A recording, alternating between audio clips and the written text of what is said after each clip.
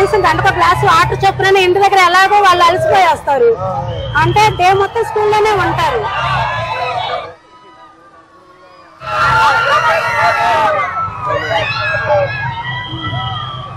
వాళ్ళు డే మొత్తం స్కూల్లోనే ఉంటారు సార్. మాతో స్పెండ్ చేసే దానికన్నా టీచర్స్ తోనే ఎక్కువ ఉంటారు పిల్లలు. సో వాళ్ళే కనీసం ఇప్పుడు 45 మినిట్స్ పీరియడ్ ఉంటది కాబట్టి కనీసం ఒక 2-3 బుక్కలన్నా ట్రిప్ తాగమని చెప్పినా వాళ్ళు స్కూల్లోనే 2 లీటర్స్ తీసేసుకుంటారు ఈజీగా. అంత పీరియడ్ పెట్టాలి సార్ పిల్లలకి. ఒక 3-4 బుక్కలు చాలు. అలా రోజు మొత్తం మీద తీసుకున్న ఒక 10 గ్లాసులను పిల్లల నోట్లోకి వెళ్తాయి. సో దాని వల్ల కొంతలో కొంత మనకి పిల్లలకి ఎలాంటి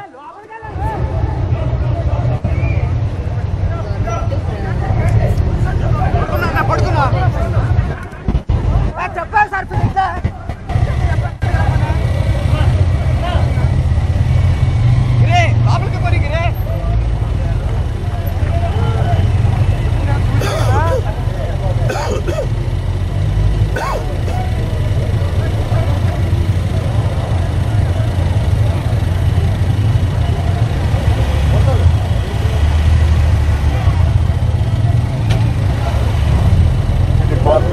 ప్రక్షాళన చేస్తారు. టైం తీసుకుంటాం.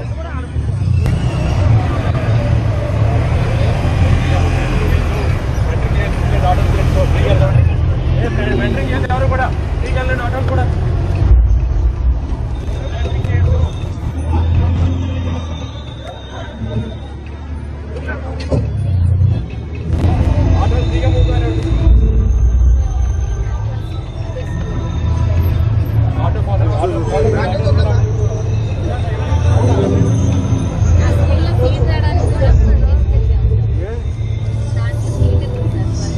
ఆటో వాళ్ళందరూ మంచిగా చెప్పాలంటే గవర్నమెంట్ ఏం చేయాలి? అందరూ ప్రజలు కూడా మాట్లాడాలి.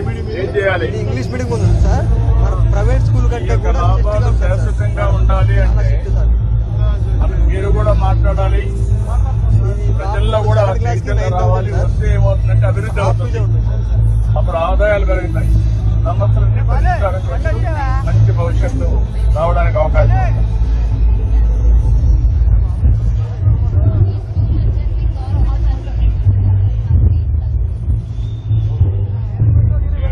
మాటలని టెక్నాలజీ ఫాలో అవుతున్నావా?